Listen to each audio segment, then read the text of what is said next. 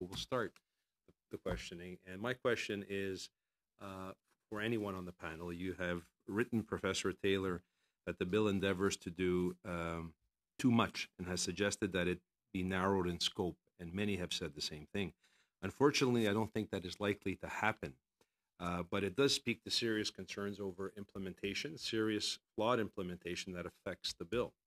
Concerns echoed by the CRTC themselves, who has argued that the regulatory responsibilities that are envisioned for the CRTC under this bill are simply beyond the capacity of the organization. So, two short questions. How concerned are you that the implementation of this legislation may become unmanageable, and what would be the possible fallout from that? And my second question is, should this committee and the Senate insist on the government providing the regulatory directives attached to the bill? So, Professor Taylor and anybody else who wants to weigh in on Okay, thank you very much. So do I have concerns about this being unmanageable? Yes, I do. I think that this bill, as written, will need to be accompanied by a major overhaul of the CRTC itself.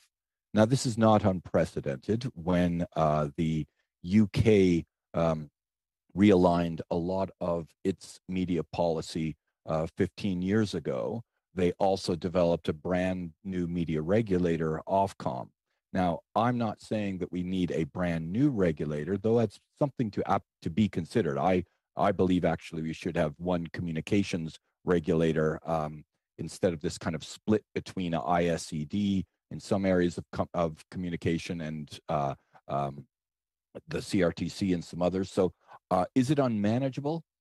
Potentially. It will depend on how the CRTC decides to go about this. But like everybody has said so far, we just find that this places too much responsibility in the hands of the CRTC by leaving some things kind of to be determined. And always the to be determined means we'll let the CRTC figure it out. I'm not sure that I think that it's always necessarily a closed shop at the CRTC. Like Professor Wensek, I'm a big supporter of the CRTC. One of the things I like about it is that it does have public hearings on these things. Now, when you're having public hearings, though, it's slow. Like this right now, democracy is slow. The CRTC is a democratic institution. I think it does fairly well that way, but it does pose problems. And then the second point that you raised is, should this come with mandates from the government itself? I have hesitations around that because I think that would then compromise the arm's length institution of the CRTC itself, meaning that it should not be dictated to by the government, and that's why it's always been designed as it is for something that operates kind of beyond thinking about the next election cycle. So I do have some difficulties with the leaving it to the government to tell the CRTC what to do. I think this bill, because it's going to be around for a long time as well, needs to be clarified. And I get it. Perhaps that's not going to happen at this point, but I think it is something to be considered. 30 seconds left if anybody else would like to weigh in on that. If not, we'll move on. Senator Krishnamurti. Very quickly, I would say that the bill should be the regulatory direction. So instead of issuing self-standing regulatory directions to the CRTC, we should fix the bill and make sure it's fit for purpose.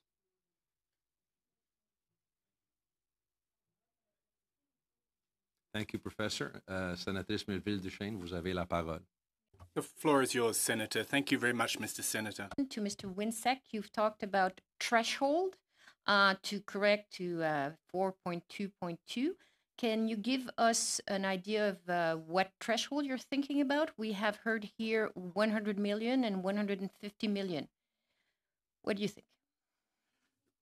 I'm not sure if I want to go out on a limb and peg a particular number right now. I think it's a number that we would have to look at using market share, using the revenues that they have in Canada, the size of the audience relative to the other major Canadian players, and a kind of a cutoff between large, medium, and small users. But the idea that we should be aiming for this, that the bill would be the best place to set out the thresholds, and then we can argue around if they've got it exactly right.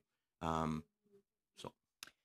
Second, I would like to address this question to both of you, Mr. Winsek and Mr. Krishnamurthy.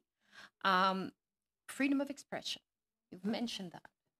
You probably well know that in the bill on page 10, there has been an amendment saying that the act apply in a manner that is consistent with freedom of expression.